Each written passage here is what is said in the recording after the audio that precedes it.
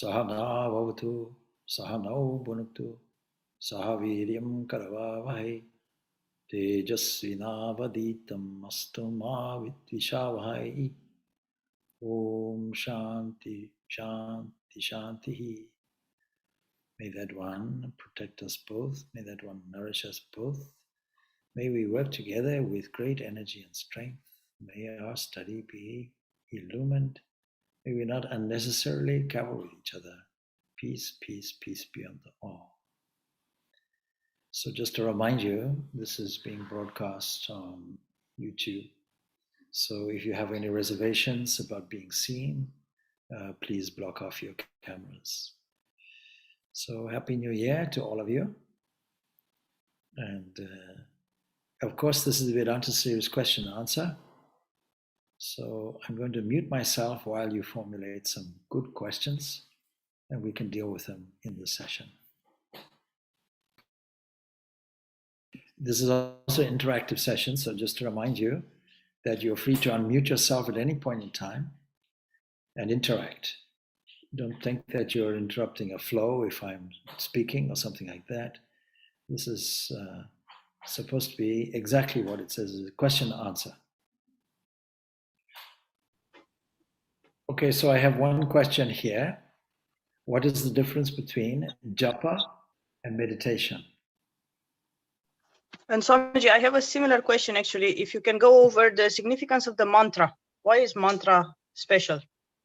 Okay, all right.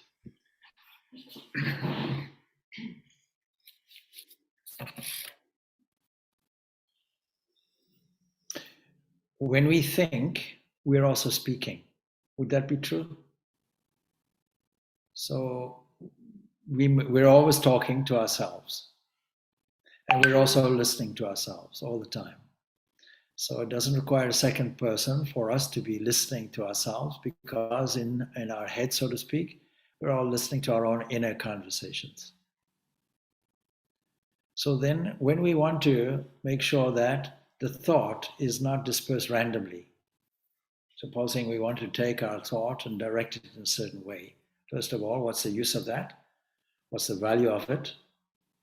And secondly, how do we do it? Well, we're already talking to ourselves. Sometimes, most of the time, we're talking nonsense. But every action, every reaction in the mental field is really accompanied by some kind of internal monologue. Because words and concepts, you can't separate them. When we pick a word or choose a word, a picture comes into our head.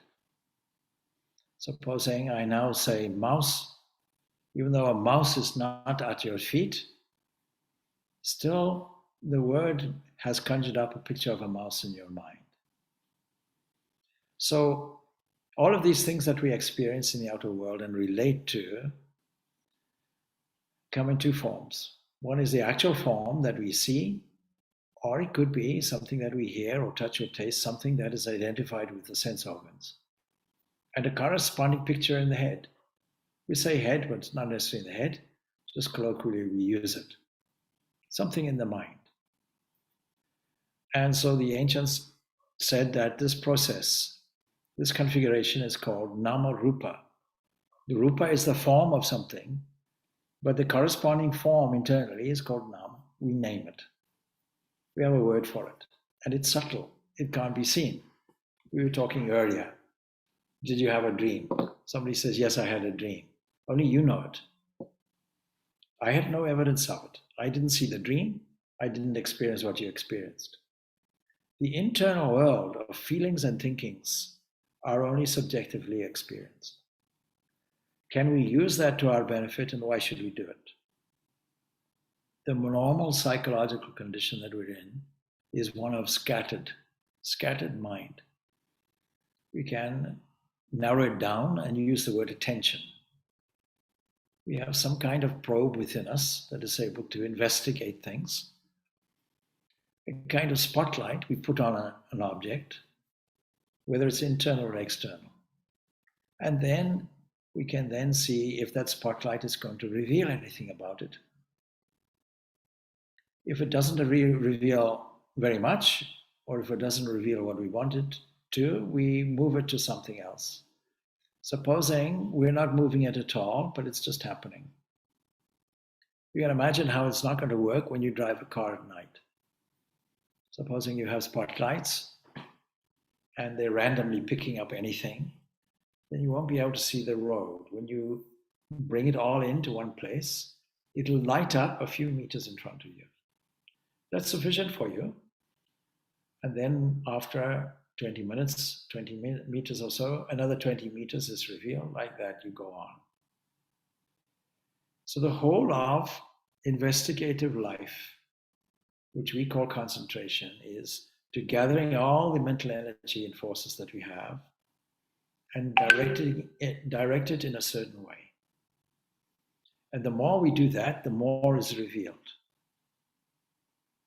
Supposing you are absent-mindedly working at your workplace, the absent-mindedness of it will create many potential errors.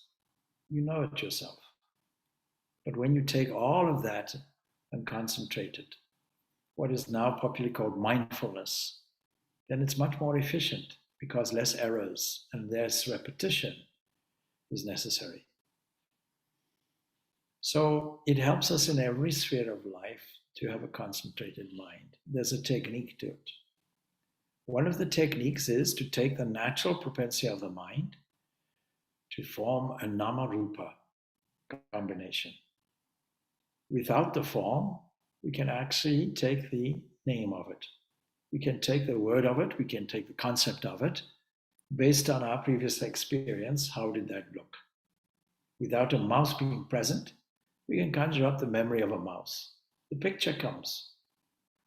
Supposing we decide that we'll make a series of pictures like this, where the mind becomes devoid of fear, devoid of doubt, devoid of being unsettled. A chosen reaction that we put in, where we find a certain level of blissfulness, elevation of the mind, why don't we do that? So one technique is what is called the repetition of mantra in a series called japa. Japa, the repetition of a protecting thought. Something that symbolizes or gives an audio form, if it's in a religious or a devotional context, I should say, something gives an audio form to your chosen ideal. Chosen ideal in this set of vibrations.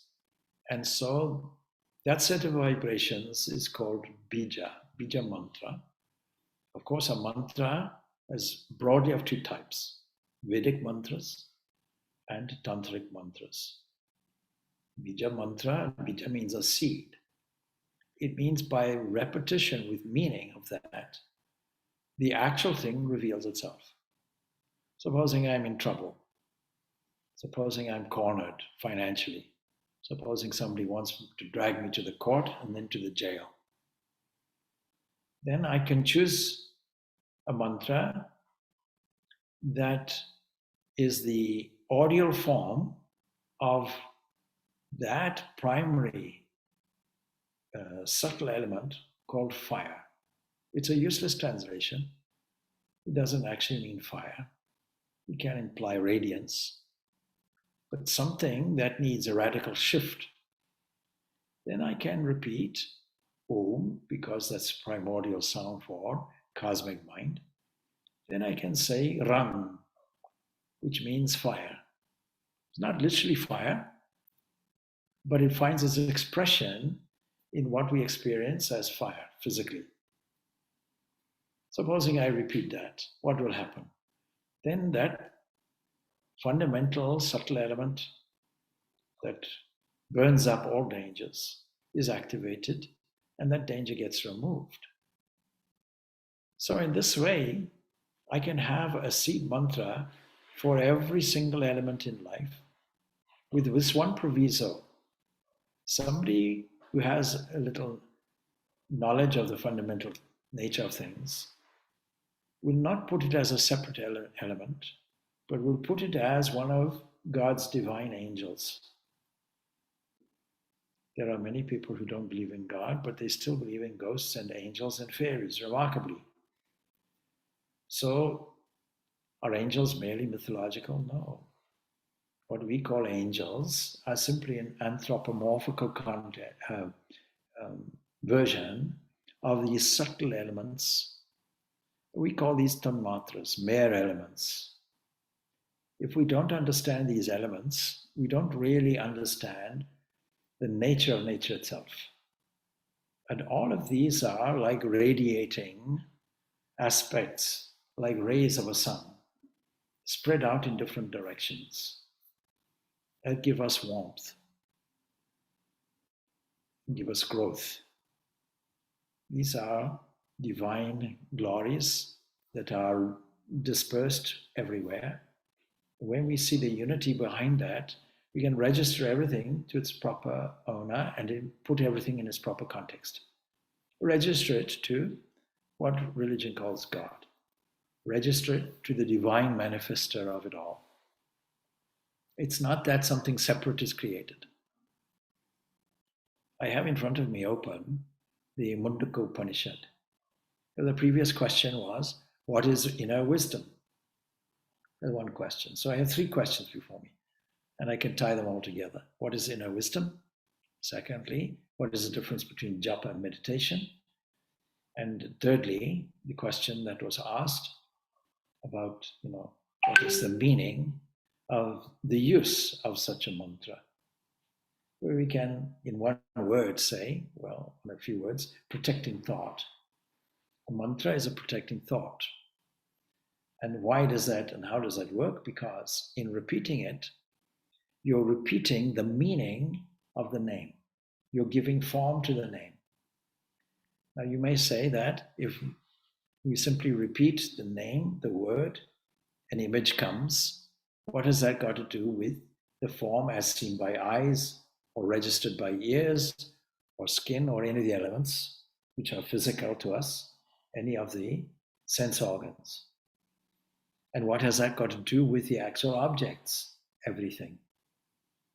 Because there's only one cosmic mind that generates all these things, all these various glories and these various particular forms. And then by a reverse process, as it were, by taking the subtle name, we're taking the gross form eventually, because just like a drama operates in the world, the sun shines, it draws up all the moisture from the oceans, it forms clouds, these clouds cluster together, the pressure gets so big that the rainfall comes down, it bursts as rain and comes down, nourishes all the crops, sustains food, and creates bodies, cells in the bodies. The great mystery is, how do we all combine all these things and get teenagers? So there's a mystery to that has to be explored. And it's a drama, similar to the rainfall being as a result of evaporation from the oceans, leaving the salt behind, collecting together, becoming heavy, and falling as rain, and creating a continuous cycle which we call life. Every thought, therefore, will condense properly in the world around us. Yesterday, we were talking about the Kalpataru, the wish-fulfilling tree, and giving an example by virtue of a story. And this is absolutely true and valid. Every thought doesn't just arrive and dissipate. It's not a nothing. The most powerful thing we have is thought. It's faster than the speed of light.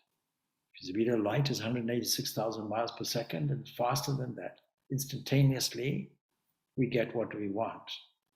But we also get what we don't want, because we don't control the thought. If we want to really get what we want in any context, then we'll have to employ a kind of positive thinking. Make a resolution, form an intention, nourish it with repetition so that no other thing gets in the way, visualize it with all the capacity of creative imagination, and sooner or later it'll condense and arrive as our scene. as a person or a place or object. Supposing we insert the highest possible values that are possible. Supposing we are able to do that by the repetition of a mantra, just steering and guiding all the thought before us in a systematic, scientific way, then what will arrive before us is exactly what we put in. We can't get out what we didn't put in. So we have to understand very fully this arrangement of a cosmic mind. Now, what's the difference, therefore, between this process of this repetition of a mantra in a systematic way that we call japa? Well, it doesn't work if there is no content in it. By content, we mean not only has to be the mental form, but there has to be a feeling that goes with it. That's what makes it real. Because when we relate to something in the waking life, we dismiss it if there is no feeling that goes with it. Imagine now walking on lush grass. If we just ignore it, if we just dismiss it, then we've also missed, through the capacity to feel, the joy of it, the springiness of the grass. It's not just that we feel it under the foot. There's an internal corresponding reaction that goes with it. This is pleasant, or this is unpleasant. Or this gives me great delight because I'm accompanying it with other sensations.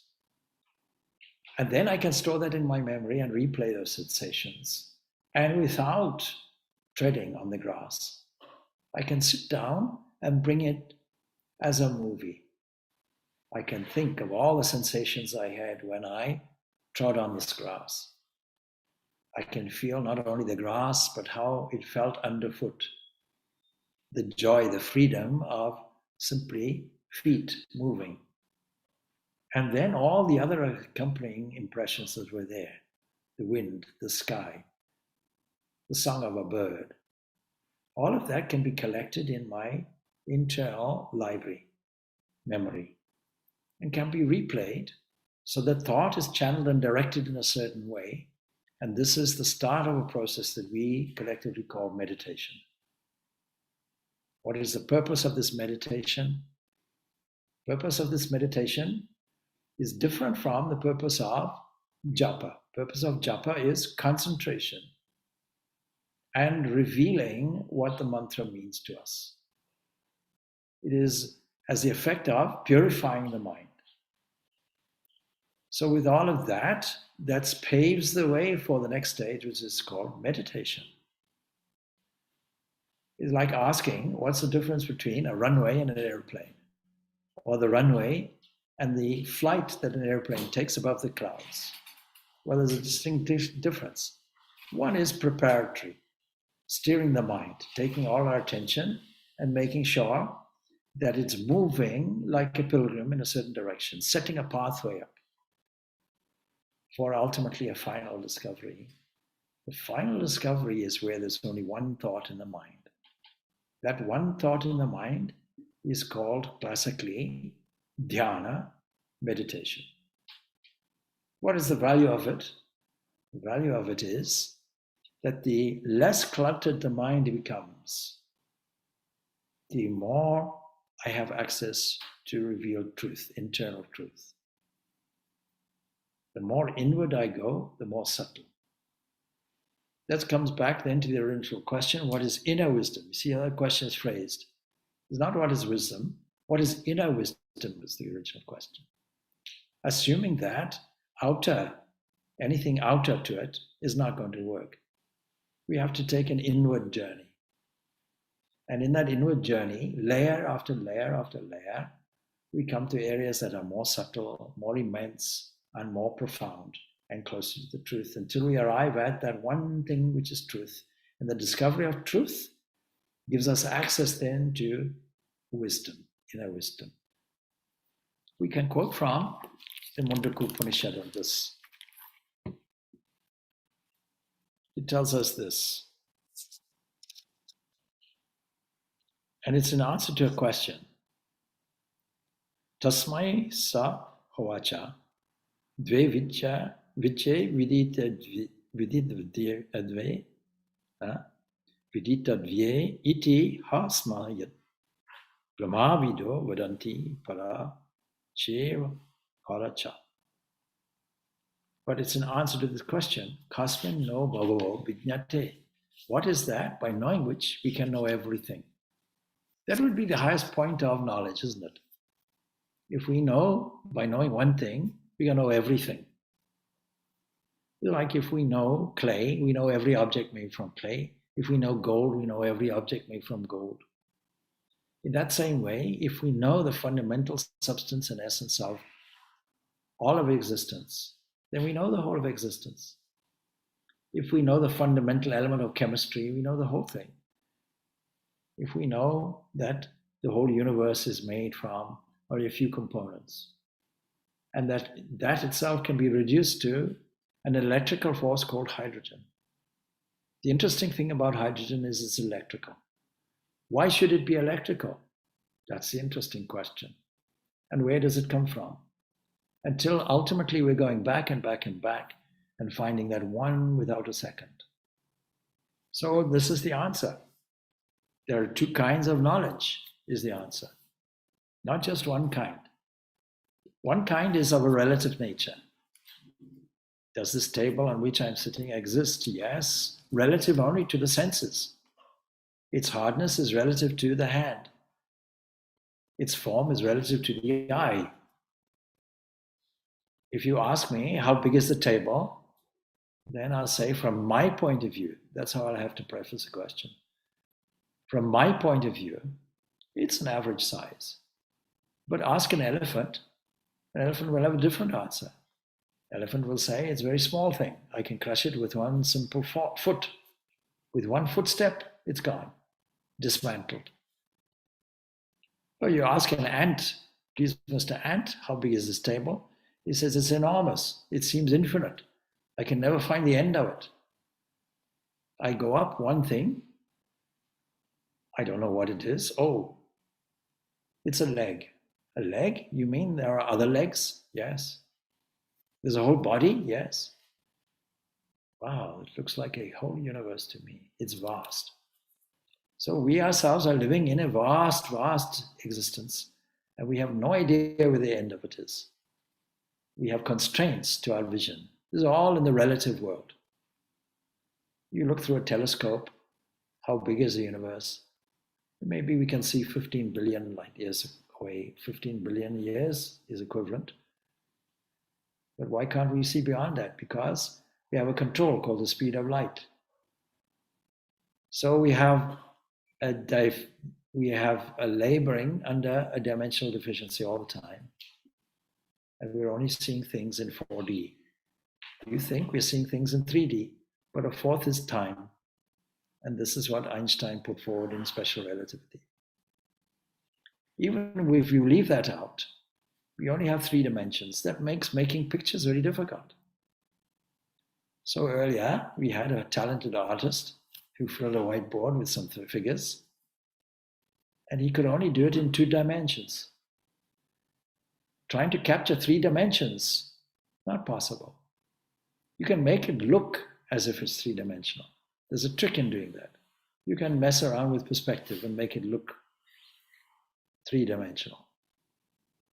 Salvador Dali, that great artist, he managed to do that. He managed to drape clocks over trees and things like that. But when you look at the canvas, you see it's only actually 1-dimensional. So this is the trick. In a holograph or hologram, we can have the illusion of multi-dimensions. So 2 kinds of knowledge, and we've declared the one to be of a relative type that we can call aparavidya, lower knowledge. In contrast to that, there's a higher knowledge, paravidya. So of these, the lower is what? Scriptures. Imagine telling this now to somebody who is an exclusivist member of a religion and says, only my religion, only my book. My book is everything. Every authority has to come from that book. Well, here it's being bold enough to say the lower knowledge is the Rig Veda, the Yajur Veda, the Sama Veda, the Atharva Veda. Bear in mind, all knowledge in these days comes through the Vedas, because that Samhita portion of the Vedas is to do with coded language, in some people's opinion, to do with physics, cosmology, things like that. If you say that there's a vast horse in the sky and the sun is its one eye and the moon is its other, clearly it doesn't mean a horse that races along the grasslands of this planet.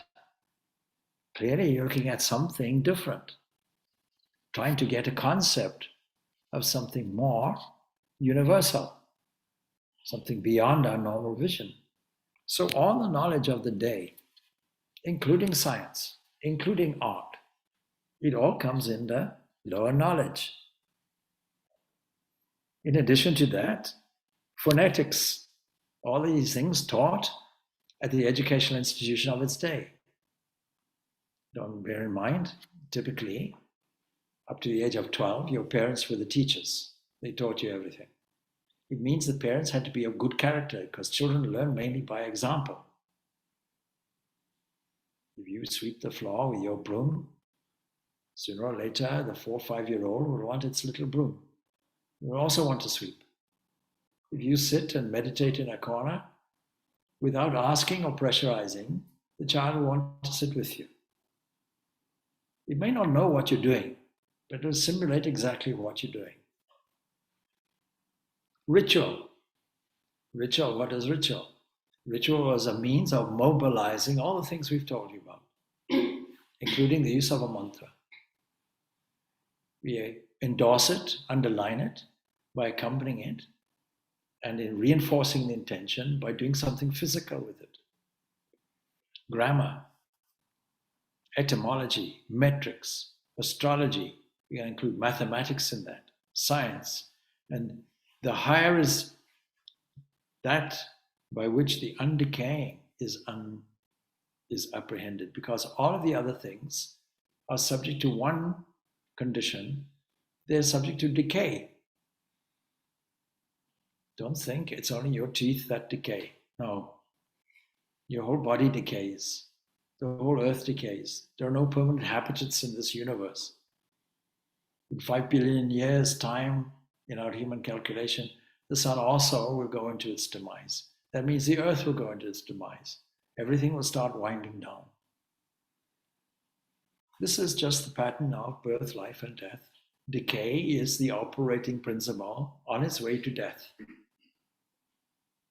So don't be surprised if your memory decays. Don't be surprised if your muscles decay. Don't be surprised if your teeth decay. It's all part and parcel of the decaying thing, which comes into the relative category. But what about the thing which is undecaying? What about apprehending that? What about the thing that doesn't change, that stays despite all around it, everything is changing? That really is the higher knowledge. How do we access that?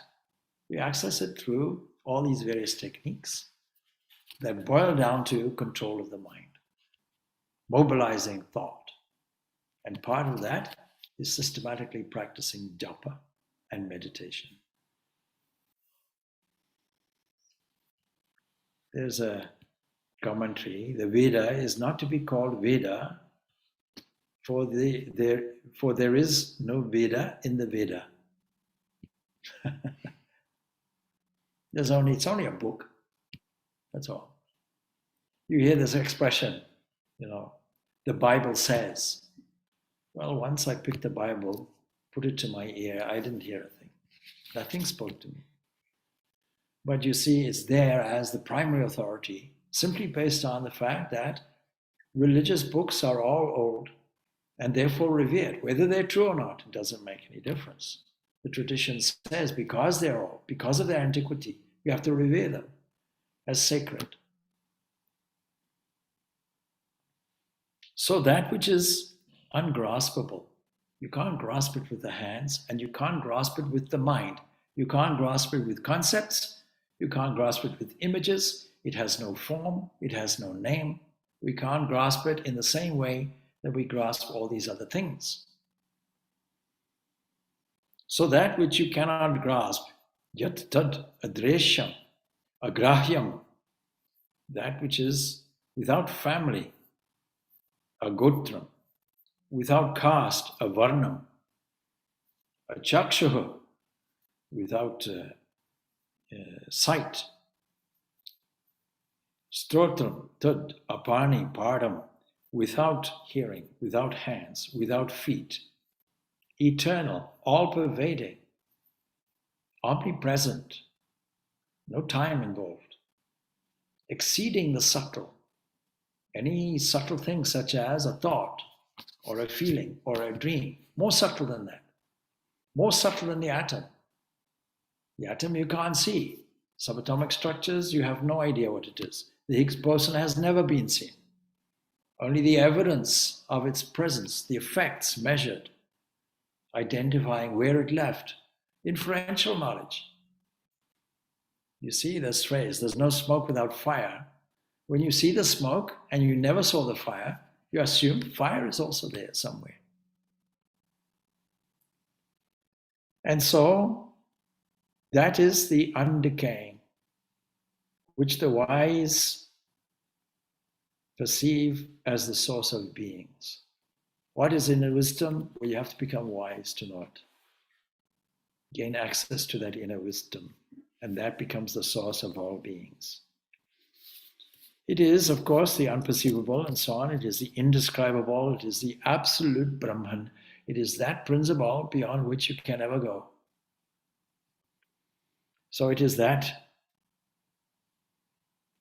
It is the source of all beings. But for Shankaracharya, it is also Bhuta Yoni.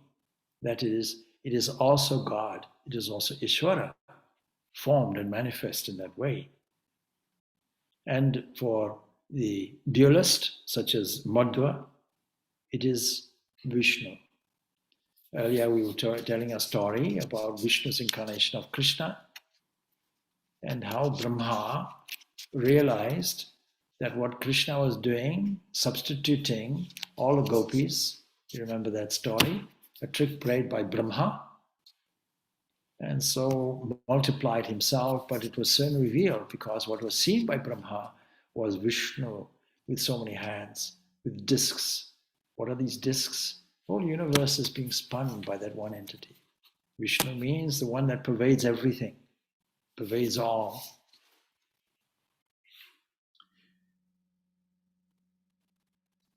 So the use of the word yoni that he uses suggests that Brahman is the material cause of the world, not just the material, but the efficient cause. In philosophy, we have these two terms, efficient cause, material cause.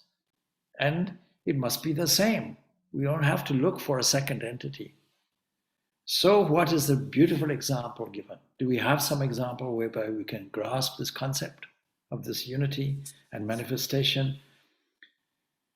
Yatarna nabihi shrajati grahnate cha yata prithiviyam. So osadyas sambhavanti yata sataha rushat keshalamani tata kshara sambhavatika tiha visham. As a spider sends forth and draws in its thread, as an example. So when you have this manifested world, when you see it as a spider's web, you come to two conclusions. The spider is sentient. The web is dead. You can lecture a web, it won't move anywhere. You can poke it with a stick, it'll bounce. But if you move toward the spider, it'll run away. Sometimes run toward you. That's a little frightening. We have a spider in Zimbabwe called rain spider. Completely harmless, really. It's not really poisonous. It may bite you and you'll get a little swelling, but nothing more. And normally spiders run away from you. This one runs toward you. And so many people find themselves in a mountaineering pose, means standing on a chair. And it's a big creature with big probes in front, designed, you see, to belie its kind of nature. And we call it rain spider because actually it heralds the rains. We have two seasons in Zimbabwe, the rainy season and the dry season. And in some parts of Zimbabwe, the two seasons are called summer and hell. But a spider doesn't require a Mrs. Spider to create a web. It doesn't require a mating ritual. From its own self, it weaves the thread and is able to withdraw into itself. In this same way, Brahman projects the entire existence called the universe. Another example is given here. As herbs grow on the earth, as the hair grows on the head and the body of a living person, the hair, you can cut the hair. It doesn't damage you. You don't feel pain when the hair gets cut. Unless you go to a barber that after New Year's celebrations is a little off color, or a short-sighted person, and instead of taking shears, takes a lawnmower or something, leaves an erratic pattern on the head, something like that. But you see, despite that, the hair will still grow. I have a fancy that for all the food that we eat, the residue comes out as nails and hair. We don't feel any problem when we clip the nails. The body's economy, using the leftover debris, puts it toward the hairs and the nails. We can cut it, it grows again. So in the same way, using these examples, we can get to the imperishable. It arises from, and from this imperishable arises the entire thing that we call the universe. When we get to that, this is called the Paravidya, the higher knowledge. Tapas chiyate brahma, tatonam abhiyate, ananat prano manaha, satyam lokaha karmasa chamritam.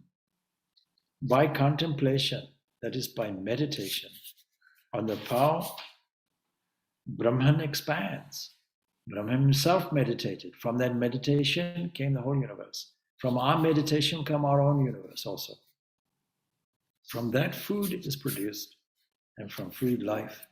From life, that is material things, comes the mind, and thence the five elements, and from there the worlds, and from there the rituals, and from the rituals you can loop it back, because by doing all these processes of religious ritual, japa, meditation, by going backwards, you actually reveal and go back to your own immortal nature. You come to the point of immortality again as a process. So Brahman, this one principle in relation to the whole cosmos, is actually the personal God who is self-conscious and contemplative. From that creative contemplation, the world comes. The first product, that is anna or food, for Shankaracharya anyway, is the unmanifest principle of objectivity. So he who is all-knowing and all-wise, whose austerity consists of knowledge, from him are born this cosmic mind called Brahma, Hiranyagarbha, said, Etad Brahma Nama Rupam Anam Jayate. So, he who is all-knowing and all-wise, whose austerity consists of knowledge, that is inner wisdom, from him are born this Brahma, this cosmic mind, this Hiranyagarbha, as well as Nama, Rupa, name and form that we have mentioned, and also all the material things that sustain this name and form that we can put as anna, food. So I hope we've answered here the question about inner wisdom as well as the distinction between japa and meditation, as well as what indeed is a mantra and how does it work. Swamiji, there are a couple of questions on the chat. One is a related question to what you are explaining. Could we ourselves choose a mantra, or we have to be guided only by a guru to choose an appropriate mantra? My question was just seeing and feeling Holy Mother in all beings, or sometimes makes me feel as though I'm disregarding the personality, the person before me, and that I'm only connecting with Holy Mother who's within them, which is obviously what, you know, we're striving towards. But there's times when I'm standing in front of someone, I almost feel like I'm disregarding their personality. Do you know what I mean? It can feel like a strange connect, but a disconnect at the same time. Yes, so we have to avoid that for this reason, because what stands in front of us is a layered entity. And the process is that we are looking, I put it on the board here. So we start off by seeing that divinity in everything. And then we go to through. And then we go as. And then we go beyond. And it can be a continuous process. So we get used to seeing in. In means there's an outer entity also. So what I say many times, I repeat. See, we come not as a single entity, we come in layers. This is brought out in the Taittiriya Upanishad, which gives us a number of sheaths. See, kosha, anamaya kosha, the body made from food. What is this body that we call, Swami Purnananda? Well, it's just made from yesterday's bananas or sadza. So that's all it is, yeah? And look at the beauty of it. It started off as something separate from the body. As soon as I eat it, it becomes the body. Look at that miracle. It's no longer the same form. So it shifts and changes. Now, everybody has previously suffered physically. Every child bangs its knee, and some are suffering even now as we speak. And definitely all of us will be suffering in the future. That's the rent we pay for a body in Ramakrishna's language. All right, so be it. And then sometimes the medicine is also suffering. Anyway, that's all right. So we have to have compassion on that level. And then when we go a little deeper, then we find then on the psychological level, emotional level, more or less everybody is suffering. If they weren't suffering, they wouldn't want a way out. They wouldn't aspire for happiness. They wouldn't aspire to overcome sorrow. They wouldn't want peace of mind. They wouldn't want stress-free existence. So we should be compassionate on that level. We have to mobilize our own heart. But then right inside that, a penetrating vision will understand, there you are. And there's no suffering on that level. There's only perfection. There are no deformities, there are no defects. So we go from compassion to a state of wonder and glory and adoration. So the purpose of seeing in is to get to a point of adoration, but we probably have to go through a number of levels and layers. It doesn't declutch the idea that there's a human person in front. But then when we see that single entity that is within is not confined, is operating through every hand and every head and every eye and so on, as a broader, more truthful vision, more elevating vision, until we actually find there is no two. There's only that one without a second. This universe that was manifest and brought forward by a single entity is the same. There's no separate thing. There's no separate creator and created. It might have looked like that in the beginning.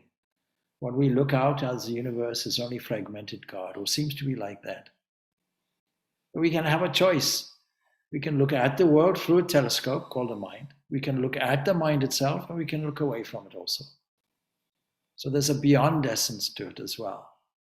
We have to be sure that we don't become impersonal and just relegated to an absolute, because then the compassion goes away. And if the compassion goes away, we might adopt a dismissive attitude. And so what is the way around that? When we go directly to that inner essence, the rest is God's role in drama. Dressed up. And with a sympathetic nod of the head, we say, yes, I understand. That's a terrible thing that happened to you. What a pity. Internally thinking, Lord, you are standing there in all perfection. What a glory, what a glory. That is the key to what is called spiritual healing, because that perfection then comes through to every other layer, psychological and also physical. All right. If the mother of the universe sitting within is acknowledged first, that's great. But see it manifesting as the role as well. So two ways of thinking of it. One is going inward, the other is going outward. Then the next thing is choice of a mantra.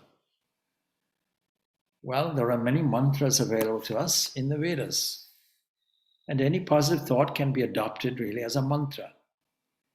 But a mantra given by a guru has a specific potency because it comes from a divine connection and is their survo and is the sound embodiment generally of your Ishta Devata, your chosen ideal.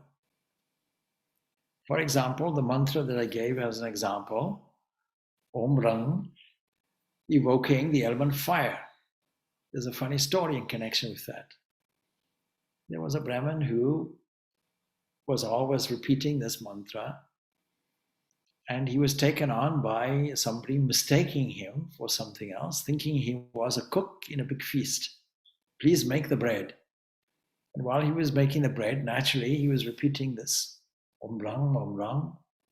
And ultimately, the whole thing got burnt, see. And nobody could touch it. It was so hot. See, not because of the addition of chilies, but because the evocation of that element. There's a funny story in connection with that. It is good to choose a mantra. That is, it is good to choose a protecting thought. It is much better to get one from a competent teacher. We have to avoid maybe sometimes the misunderstanding of the word guru, because it has come unfortunately with some baggage from the 1960s already. But anyway, a competent teacher. That is an entity that has a good spiritual lineage, and that is above all, has a connection to that inner truth, connection to the divine, and acts simply as a conduit, just as a faucet, as a tap, with all the parampara, the lineage behind as the pipeline. In other words, it is an instrument for the flow of divine grace, which has a transforming effect, not just through the mantra, but other things also, through the patronage, as it were, of that guru. We'll finish off then. We finish off then by making sure that we have peace in three particular areas. One is your personal area, that is, wrong thinking can disturb your peace. Secondly, others can disturb your peace. And thirdly, what insurance agents call act of God, something else randomly can disturb your peace. So with this in mind, we collectively chant, Om Shanti Shanti Shanti, peace, peace, peace be unto all.